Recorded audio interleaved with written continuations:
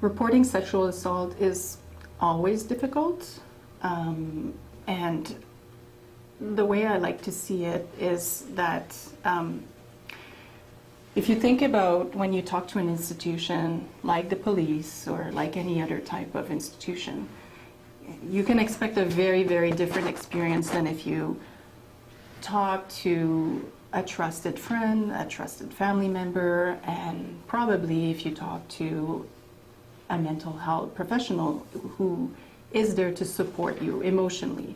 The role of the police is very different, okay? They're there to ensure security, safety of people in general, but in a very, very different way than the way we understand safety when we talk about sexual assault and support to victims and survivors. So the police have in mind their job, which is to respond to crisis calls. They're trained for that. And when someone phones them to say, I have been through an experience of sexual assault, and by the way, it doesn't have to be just the victim or the survivor basically reporting the assault. As you may know, anybody can report any kind of crime, right? So sometimes the reporting doesn't come directly from the victim or the survivor. But in any case, if you phone the police and you say, okay, I've been through an experience of sexual assault, you can expect that the police officer or the person answering the phone will be taking down a very short report about what you say. That's the first step.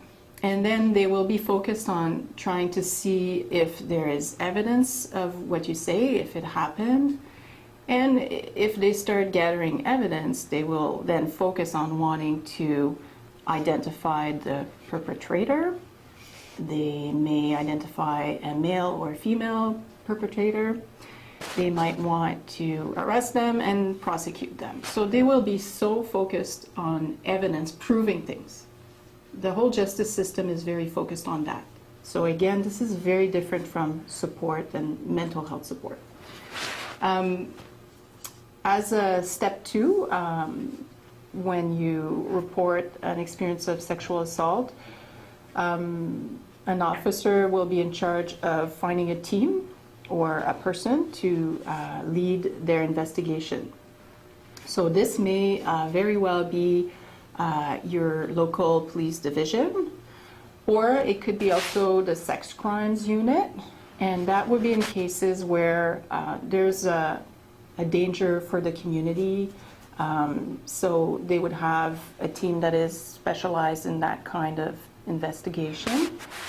You'll have a lead investigator, but it doesn't mean that there will be only one person doing this. So you will probably come in touch with the police again. They may want to ask you for a testimony on video, so then you would testify in much more detail than your first phone call, and you would explain what happened to you. And then they would look for witnesses, and then it would go on like that. And if they find evidence, then eventually they will be in touch with Crown prosecutors, and the whole process of criminal justice will be going on until they find a person guilty or not.